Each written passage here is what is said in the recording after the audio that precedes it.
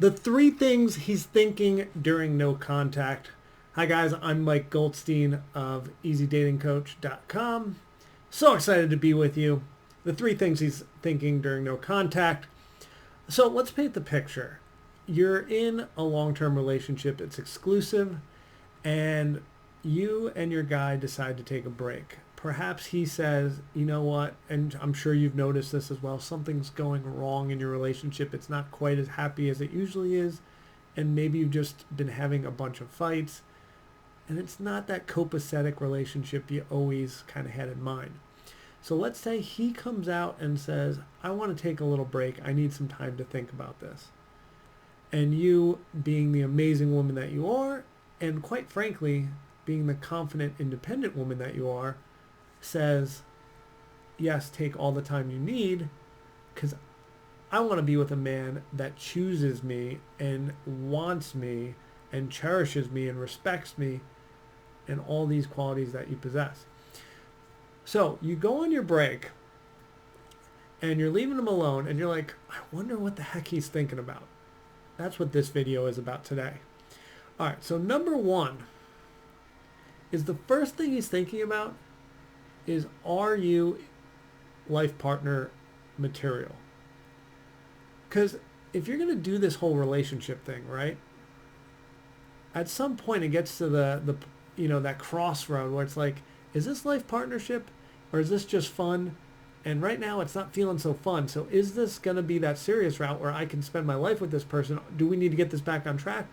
Or is this just something that needs to be tossed away? Does that make sense? And just so you know, men will stay in partnership if they're just having fun. But when they take the break, they really need to decide, is this just like something fun that's going to be like short term, or is this something magical that can be life partnership? And even if you're not on a break, it's okay to have a dialogue to kind of check in and say like, hey, like, what is this relationship to you? And there's nothing wrong with asking that question. As long as you stay, and the goal of asking these questions is, and I know it's challenging, is to stay neutral. Like, pretend you're like out here looking down on yourself and you're like, I am curious about the answer to this question. Not like I'm emotionally invested, which of course you are, but no, I'm just curious. Because if he feels that curiosity, then he will feel comfortable to give you the honest answer. Because obviously we don't want him to be like, oh, I love you, baby, and I'm going to be with you forever, when it's nonsense. Like, we don't need to be placated.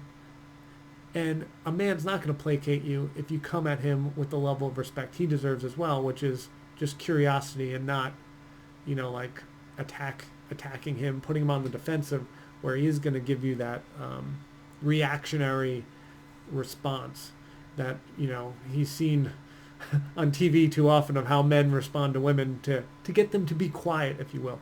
We don't want that. We want facts. We want information. We want to know how he feels, right? Okay, number two. He is thinking about, will he be happier single or in the relationship?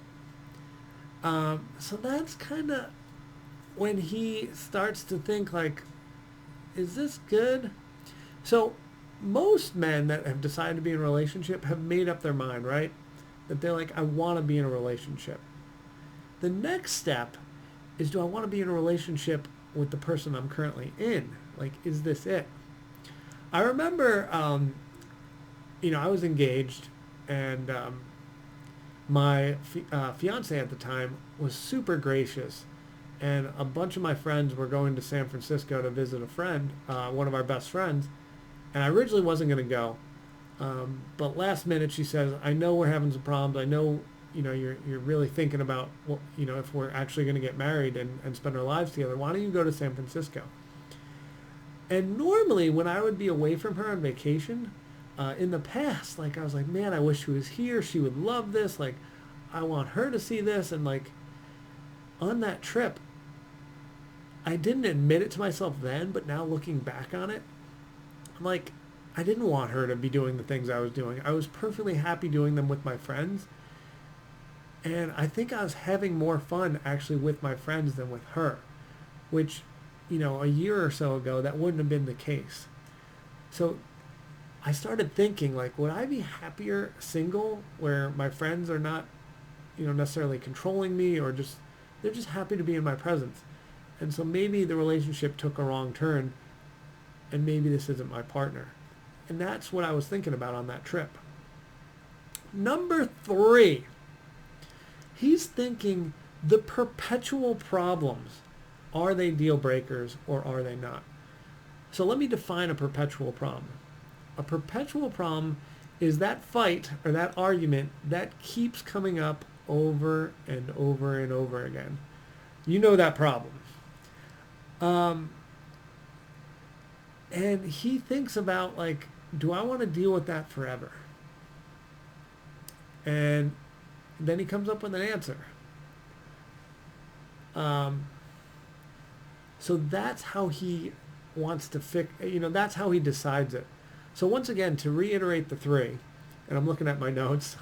1, does he see you as a life partner? 2, will he be happier single or in the relationship with you? And 3, are the perpetual problems deal breakers? Do you think there's anything else he's thinking about? Go put that in the comments.